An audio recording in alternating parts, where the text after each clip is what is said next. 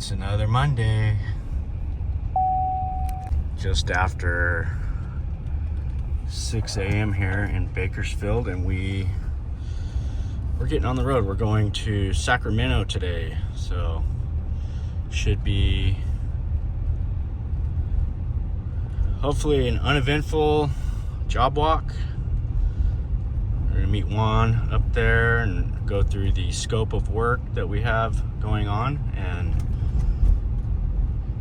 hopefully we will mobilize and launch this job next week. And you know, if everything goes as planned, it should be a 2-week job for us. So I'm really banking on that. We kind of came in a little lower than I normally would for a project like this, but I think the main reason was you know, a few months back when we were actually asked to bid on this job, I was looking for something to plug the hole, and I found it, and we got the job. So now we got to go do it. We've done a project with these folks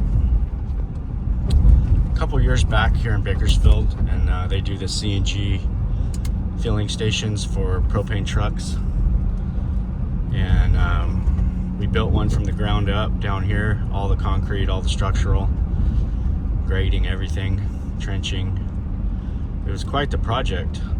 This one here is one that's already built, and it's a add-on, so it's going to be an expansion to an existing. So there's some concrete demo work, stuff like that, and then we've got the usual pour back, rebar, stuff like that. We got to do a couple of caissons, 3 of them, a few caissons, not a couple, a few. And those are going to be we got to get some cages built for those, and yeah, we should be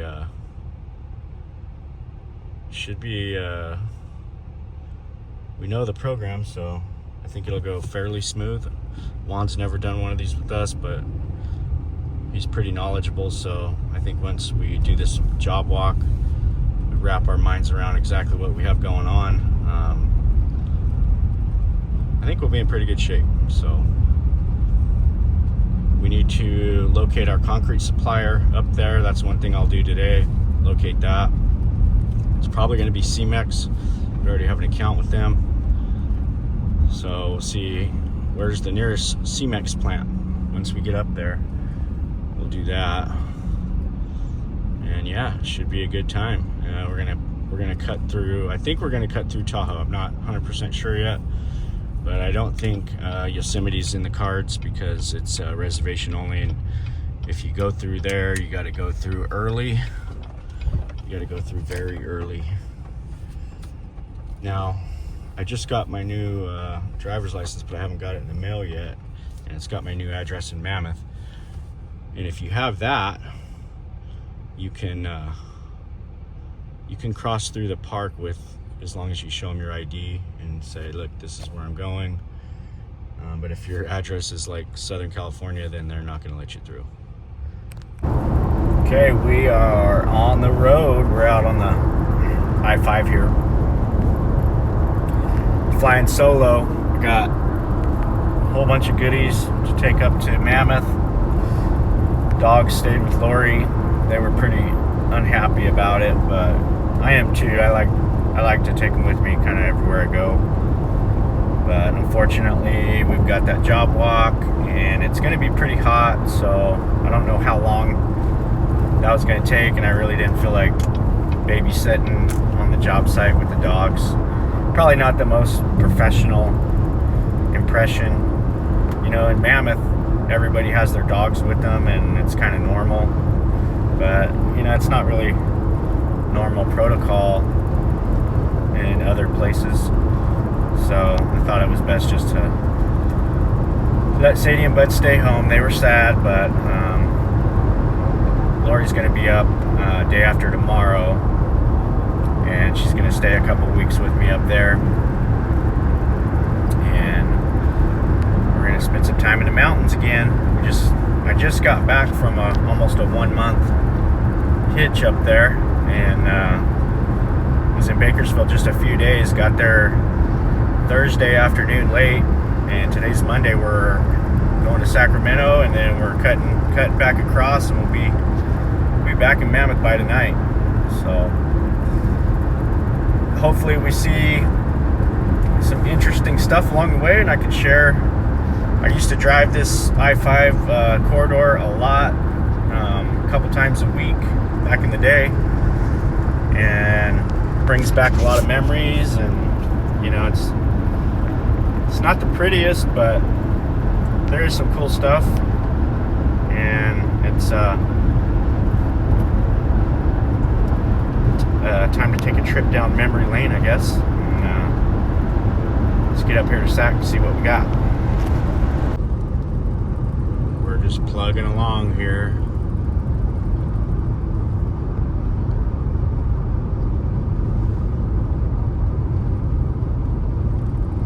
I saw this field over here, and it looks like a lot. Look at that. I mean, that's garlic. So they're harvesting the garlic right now, and that field is just full of people. It's a labor-intensive process there. You can actually smell it from right here.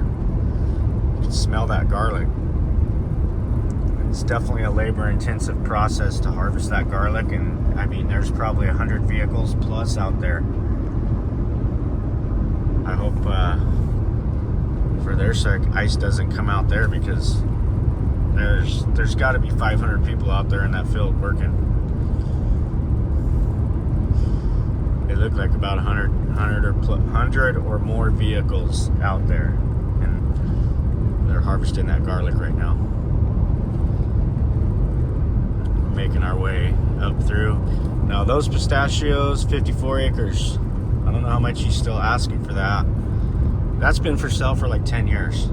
Last time I came through here was several years ago, and it was for sale. I actually looked at that because I thought it would be an awesome investment.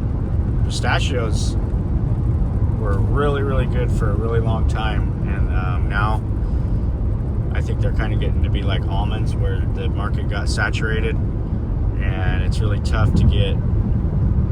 It's really tough to compete with Wonderful Company in farming, because they are the largest farmer basically in California. They have,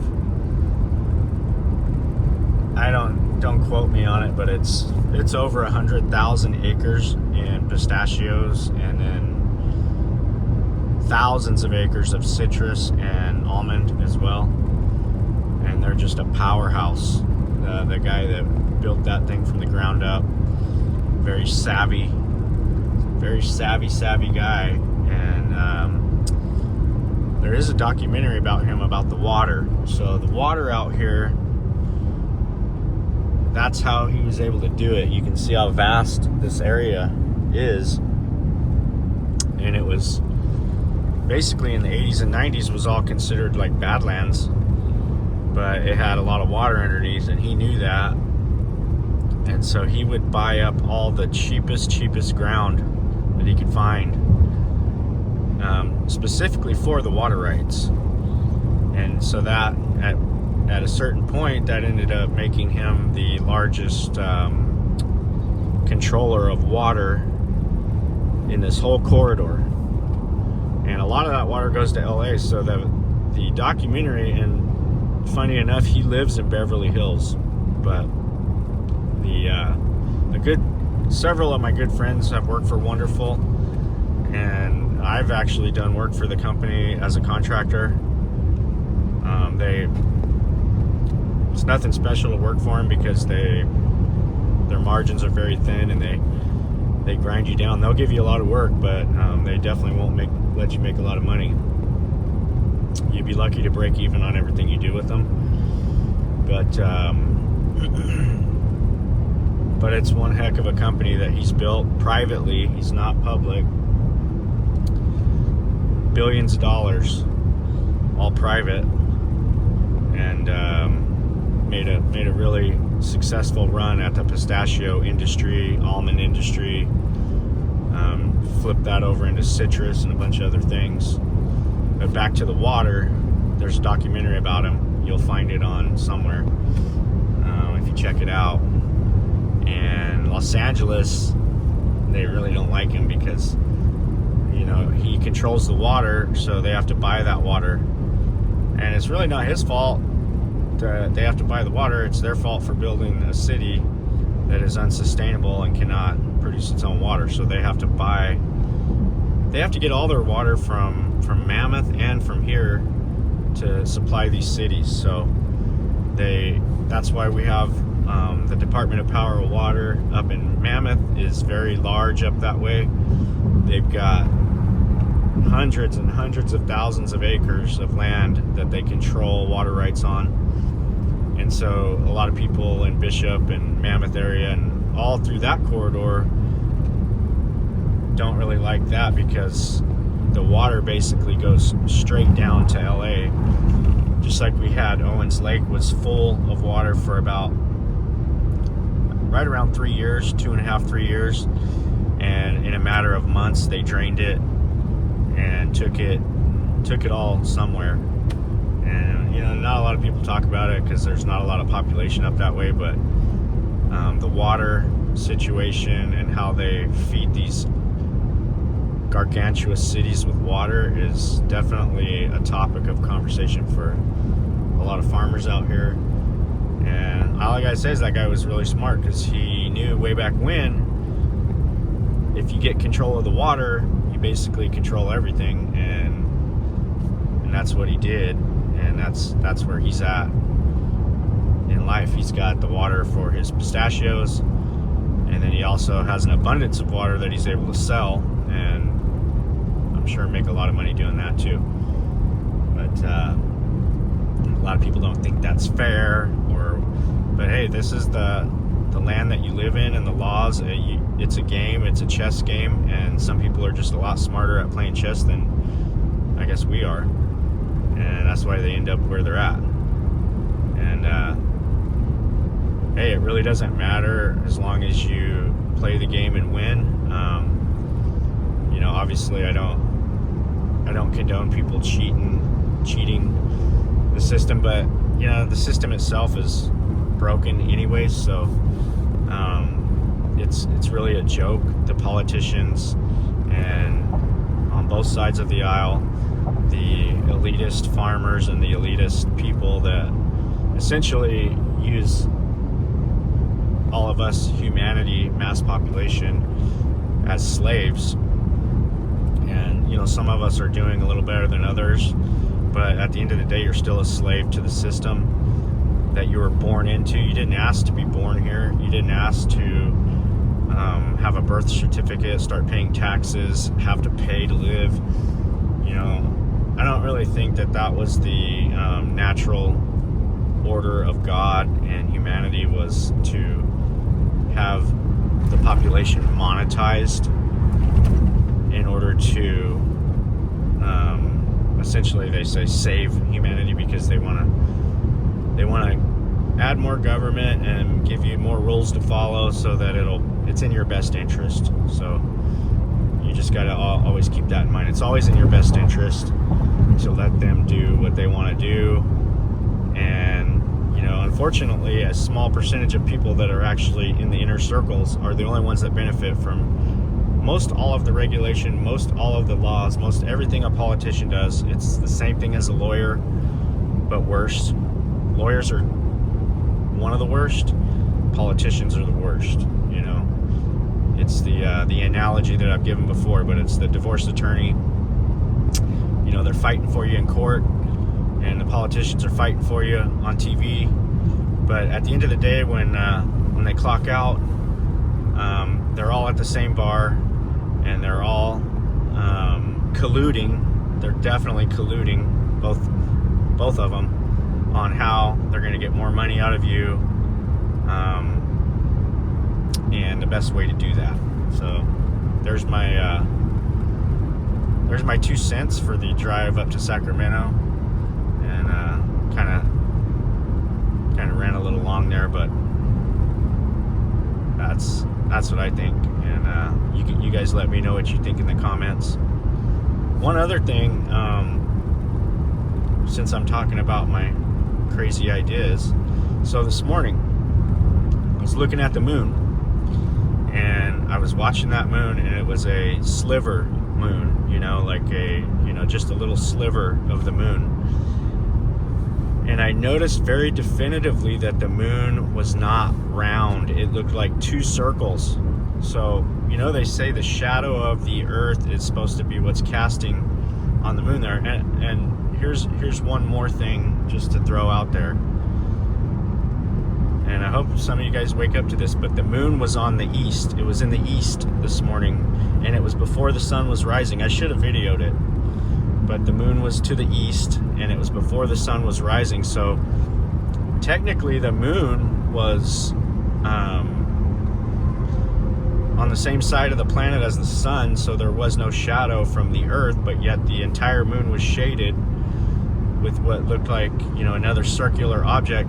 But if you looked closely, it looked like two circles, and it wasn't a perfect round moon. It was elongated, and the shadow portion was perfectly circular, with the lit up portion being on the outside edge, which caused it to have like it almost looked like a figure 8. It had like a little indentation in the center, and then it had you know, the light part of the moon was to the outside there. This is always a cool little piece of history to drive by here. Santanella. It's got this old tower. I don't know if that was just a bell tower or what that was. Spanish style. Very cool architecture. And you can see over here to the west, you got some low hanging clouds kind of creeping up over the mountains that way there. And it's really beautiful up here, this part of California. Still about an hour and a half out of Sacramento there, so we got a ways to go. But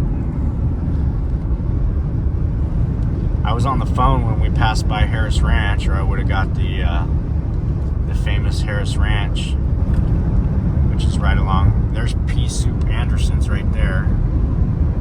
That's a staple, been around forever. There's several of those up around these areas. This area is just continuing to get developed out more and more. Every time I come through, I see newer and newer developments. It's not going to stop. Well, I really screwed that one up. We went and walked that whole entire site, got all busy with the superintendent, and I completely forgot to video any of that, but we were busy meeting people and talking to them.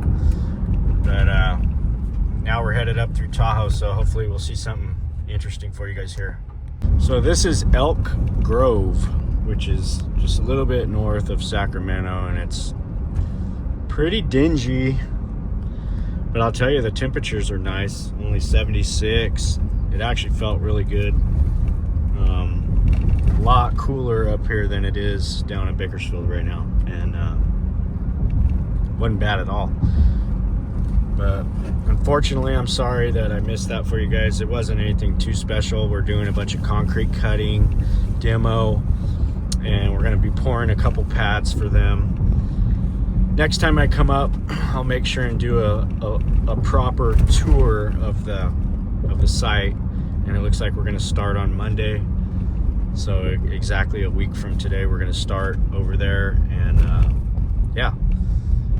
It's a nice little job. The guys are excited about it. We've been a little slow with stuff down here and stuff that's outside of Mammoth, so I'm really working hard to get some projects put together in the valley so that we have crews working in the valley and Mammoth. And it really helps out with Mammoth too, because we can switch guys out, and you know, if we're doing something in the valley and you know, we know we're going to be wrapping up, we can send guys to Mammoth. But the main thing is always have the guys on hand and available for work when it comes up, because that's what gets you, that's what'll hurt you quicker than anything, is not being able to actually perform a job when somebody gives it to you.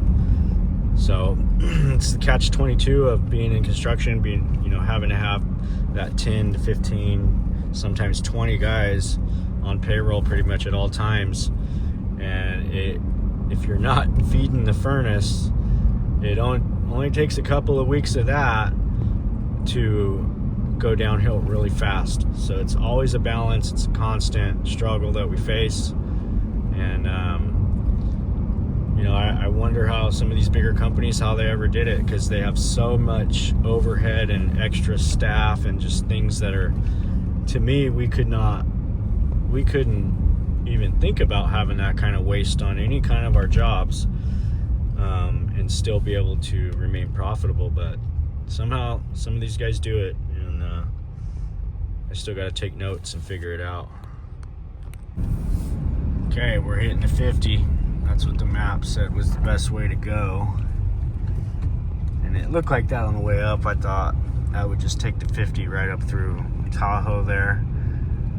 And I might find a creative way. There's a way that I've gone before where you kind of cut to the right and head a little bit south, and you come out on the 395 a little bit further down towards the south on the other side of Gardnerville. It takes a little longer, but it's definitely a worthwhile drive. So we'll see how we feel, how traffic looks, and looking forward to getting out of this traffic. I know that much. Pretty much just as bad as LA in most places. Here, not so much. It looks like traffic's flowing pretty good, but there's just cars everywhere.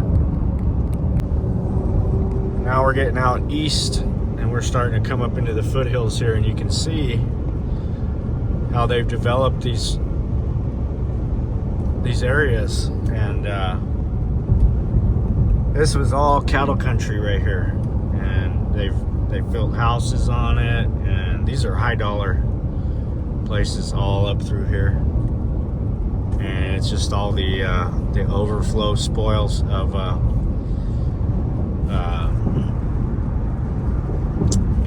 basically Sacramento and all these metropolitan areas.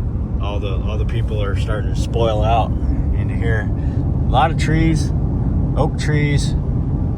It's really beautiful ground. I would love, this is a little bit further back would be ideally where I'd want to have a cattle ranch, but I mean, this ground back here is so expensive, and everybody knows it's got a potential for, you know, housing development, stuff like that. So you're not going to get anything around here for any kind of an affordable price. This stuff's just astronomical prices, what they give, 50, 60, 80,000 an acre for ranch land out here.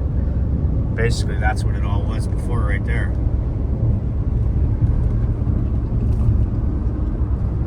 $20 years ago, if you knew what you were doing, you'd have been buying right here, and you'd have no worries this day and age.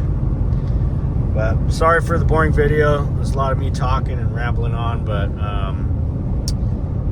get with Plow Brothers, because I'm switching back over to Plow Brothers, and we're going to be talking about stuff at Mammoth. So I'll be in Mammoth for the next couple of weeks, 2 or 3 weeks, and it's all going to be Mammoth. So just go check us out over at Plow Brothers, and hope you guys enjoyed. Let me know what you think in the comments, and we will see you soon.